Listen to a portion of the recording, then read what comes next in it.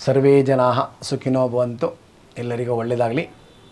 ನಾವು ಪ್ರತ್ಯೇಕವಾಗಿರ್ತಕ್ಕಂತಹ ದಿವಸದಲ್ಲಿ ಪ್ರತ್ಯೇಕವಾಗಿರ್ತಕ್ಕಂಥ ವಿಷಯವನ್ನು ತೆಗೆದುಕೊಂಡು ಬರ್ತಕ್ಕಂಥದ್ದು ಈ ದಿನ ಶಿವರಾತ್ರಿ.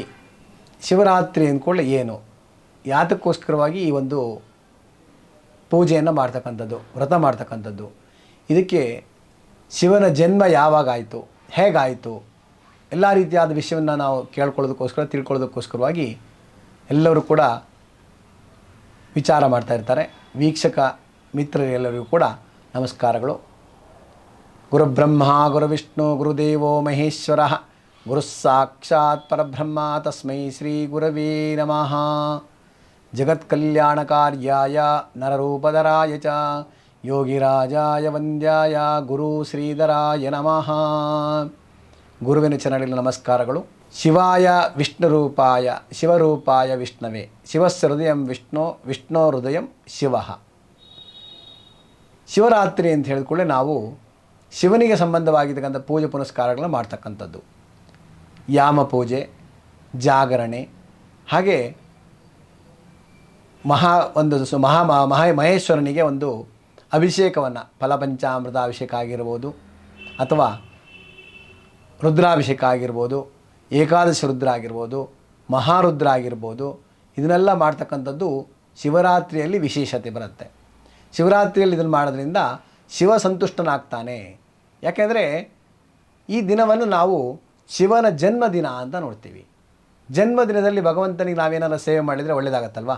ಈಗ ಎಕ್ಸಾಂಪಲ್, ನಮ್ಮ ಮನೆಗೆ ನಾವು ನಿಮಗೆ ಯಾರಿಗೋ ಒಬ್ಬರಿಗೋ ಒಂದು ಹುಟ್ಟಿದ ಹಬ್ಬ ಇದ್ದಾಗ ನೀವು ವಿಶ್ ಮಾಡಿದಾಗ, ಅಥವಾ ನಿಮಗೆ ಏನೋ ಒಂದು ಶುಭವನ್ನು ಕೋರಿದಾಗ ಖುಷಿ ಆಗುತ್ತಲ್ಲ. ಹಾಗೆ ಭಗವಂತ ಕೂಡ ಹಾಗೆ, ಭಗವಂತ ನಮ್ಮ ಹಾಗೆ ಅವನು ಕೂಡ. ಅದಕ್ಕೋಸ್ಕರವಾಗಿ ಯಾವತ್ತೂ ಕೂಡ ಪರಮೇಶ್ವರ ಅಂತ ಹೇಳ್ತಕ್ಕಂಥದ್ದು, ಮಹೇಶ್ವರ ಅಂತ ಹೇಳ್ತಕ್ಕಂಥದ್ದು ಶಿವನ ಒಂದು ರೂಪ.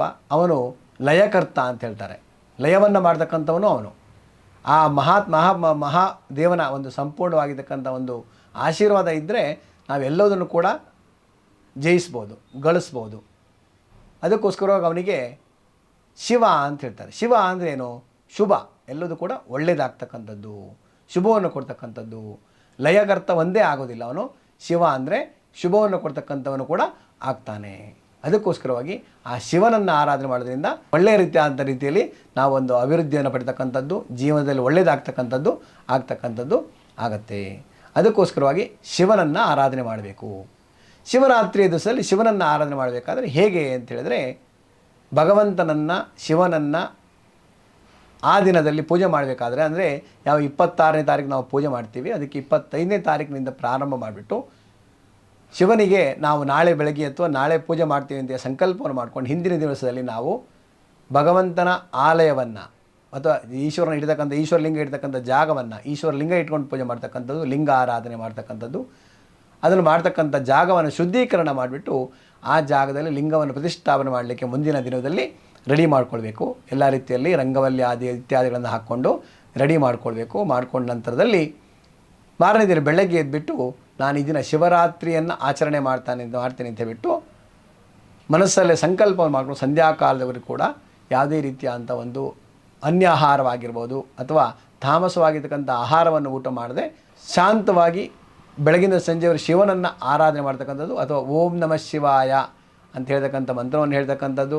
ಇಲ್ಲಾಂದರೆ ಮೃತ್ಯುಂಜಯಾಯ ರುದ್ರಾಯ ನೀಲಕಂಠಾಯ ಶಂಭವೇ ಅಮೃತೇಶಾಯ ಶರ್ವಾಯ ಶ್ರೀಮನ್ ಮಹಾದೇವಾಯ ತೇ ನಮೋ ನಮಃ ಅಂತ ಹೇಳ್ತಕ್ಕಂಥ ಮಂತ್ರವನ್ನು ಬೆಳಗ್ಗೆ ಸಂಜೆವರೆಗೆ ಹೇಳ್ತಕ್ಕಂಥದ್ದು.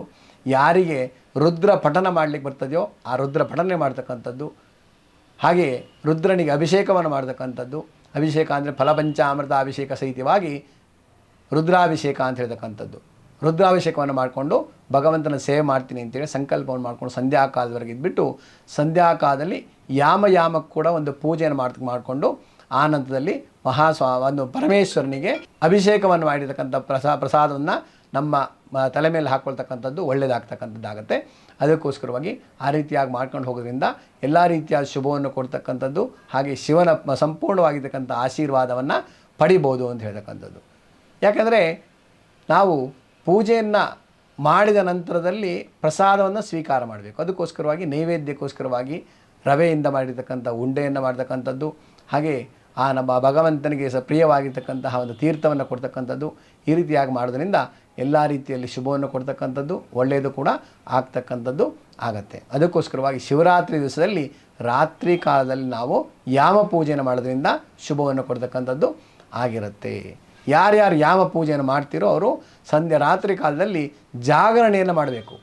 ಒಂದು ಮಾತನ್ನು ಹೇಳ್ತೀನಿ, ಯಾವುದೇ ಕಾರಣಕ್ಕೂ ಕೂಡ ಯಾವುದೋ ಒಂದು ಭಕ್ತಿಗೀತೆಯನ್ನು ಹಾಕ್ಕೊಂಡು ನೀವು ಅದನ್ನು ಭಗವಂತನ ಧ್ಯಾನವನ್ನು ಮಾಡಿಬಿಟ್ರೆ, ಯಾವುದೋ ಟಿ ವಿ ನೋಡಿಕೊಂಡು ಯಾವುದೋ ಒಂದು ಡ್ಯಾನ್ಸ್ ಮಾಡಿಕೊಂಡು ಖಂಡಿತ ಮಾಡಬೇಡಿ. ಈಗೆಲ್ಲ ಒಂಥರ ಟ್ರೆಂಡ್ ಆಗಿಬಿಟ್ಟಿದೆ. ಎಲ್ಲರೂ ಕೂಡ ಎಲ್ಲೋ ಡ್ಯಾನ್ಸ್ ಮಾಡೋದು, ಅದು ಮಾಡೋದು ಮಾಡ್ತಾರೆ.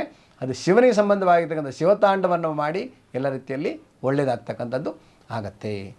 ಈ ರೀತಿಯಲ್ಲಿ ಇನ್ನು ಈ ತಾಂಡವ ಅಂತ ಹೇಳಿಕೊಳ್ಳೆ ನಾವು ಈ ದಿನವೇ ಪರಮೇಶ್ವರ ಶಿವತಾಂಡವ ಆಡಿರ್ತಕ್ಕಂಥ ದಿವಸ ಆಗಿರೋದು. ಅದಕ್ಕೋಸ್ಕರವಾಗಿ ಶಿವತಾಂಡವ ದಿವಸ ಅಂತ ಕೂಡ ಹೇಳ್ತಾರೆ. ಇನ್ನು ಶಿವನ ಉತ್ಪತ್ತಿ ಹೇಗಾಯಿತು ಅಂತ ಹೇಳ್ತಕ್ಕಂಥ ವಿಚಾರ ತೆಗೆದುಕೊಂಡು ಹೋದರೆ, ಹಿಂದೆ ಶಕ್ತಿ ಪುರಾಣ ಅಂತ ಹೇಳ್ತಾರೆ. ಆ ಶಕ್ತಿ ಪುರಾಣದಲ್ಲಿ ಜಗತ್ತು ಸೃಷ್ಟಿಯಾಗೋದಕ್ಕಿಂತ ಮುಂಚಿತವಾಗಿ ಒಂದೇ ಶಕ್ತಿ ಇರತಕ್ಕಂಥದ್ದು, ಒಂದು ಸ್ತ್ರೀ ಶಕ್ತಿ ಇರುತ್ತೆ. ಆ ಸ್ತ್ರೀ ಶಕ್ತಿಯಿಂದಾಗಿ ಸಂಪೂರ್ಣವಾಗಿರ್ತಕ್ಕಂತಹ ಪ್ರಪಂಚ ಸೃಷ್ಟಿಯಾಗಿತ್ತು ಎಂದು ಕೂಡ ಈ ಸೃಷ್ಟಿ ಪುರಾಣದಲ್ಲಿ ಅಥವಾ ಶಕ್ತಿ ಪುರಾಣದಲ್ಲಿ ಹೇಳ್ತಾರೆ.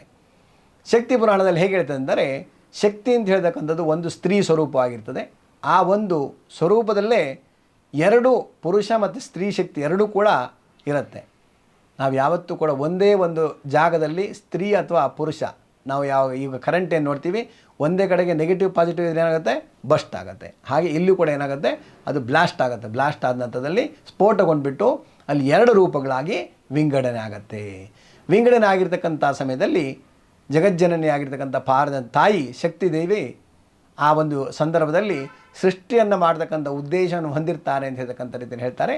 ಆ ಸಂದರ್ಭದಲ್ಲಿ ಒಂದೊಂದು ಕೆಲಸಕ್ಕೋಸ್ಕರವಾಗಿ ಆ ಒಂದು ಪುರುಷ ಶಕ್ತಿಯನ್ನು ಮೂರು ಭಾಗವಾಗಿ ವಿಂಗಡಣೆ ಮಾಡ್ತಾಳೆ. ಮೂರು ಭಾಗವಾಗಿ ಮೂರು ರೂಪವನ್ನು ಕೊಡ್ತಾಳೆ ತಾಯಿ.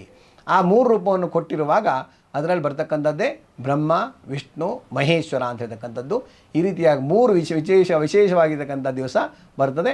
ಹಾಗೆ ಮೂರು ದಿವಸದಲ್ಲಿ ಒಂದೊಂದು ದಿವಸದಲ್ಲಿ ಒಂದೊಂದು ಆಚರಣೆ ಮಾಡಿರ್ತಕ್ಕಂಥದ್ದು, ಅಥವಾ ಒಂದೊಂದು ದಿವಸದಲ್ಲಿ ಒಂದೊಂದು ದೇವತೆಗಳಿಗೆ, ಬ್ರಹ್ಮನಿಗೆ, ವಿಷ್ಣುವಿಗೆ, ಶಿವನಿಗೆ ಕೊಟ್ಟಿರ್ತಕ್ಕಂಥದ್ದು. ಈಗ ಬರ್ತಕ್ಕಂಥ 26ನೇ ತಾರೀಕೆ ಆ ದಿನವನ್ನೇ ಅಂದರೆ ಭಾಗ ಮಾಸದ ಬರ್ತಕ್ಕಂಥ ತ್ರಯೋದಶಿ ದಿವಸದಲ್ಲಿ ಮಹಾಶಿವರಾತ್ರಿ ಅಂತ ಹೇಳ್ತಾರೆ. ಈ ಶಿವರಾತ್ರಿ ದಿವಸದಲ್ಲಿ ಬರ್ತಕ್ಕಂಥ ಒಂದು ವಿಶೇಷವಾಗಿ ದಿನವನ್ನು ಶಿವನ ಜನ್ಮದಿನ ಅಂತ ಹೇಳ್ತಾರೆ. ಅದಕ್ಕೋಸ್ಕರವಾಗಿ ಶಿವರಾತ್ರಿ ದಿವಸದಲ್ಲಿ ಆ ಒಂದು ವಿಶೇಷವಾಗಿ ಶಿವನ ಪೂಜೆ ಮಾಡೋದ್ರಿಂದ ಎಲ್ಲ ರೀತಿಯಲ್ಲಿ ಶುಭವನ್ನು ಕೊಡ್ತಕ್ಕಂಥದ್ದು. ಕ್ಷಣ ಕ್ಷಣದ ಸುದ್ದಿಗಳಿಗಾಗಿ ಫ್ರೀಡಂ ಟಿವಿ ಸಬ್ಸ್ಕ್ರೈಬ್ ಮಾಡಿ, ಲೈಕ್ ಮಾಡಿ ಹಾಗೂ ಫಾಲೋ ಮಾಡಿ. ಹೊಸ ಸುದ್ದಿಗಳ ನೋಟಿಫಿಕೇಶನ್ಗಾಗಿ ಬೆಲ್ ಐಕಾನ್ ಮೇಲೆ ಕ್ಲಿಕ್ ಮಾಡಿ.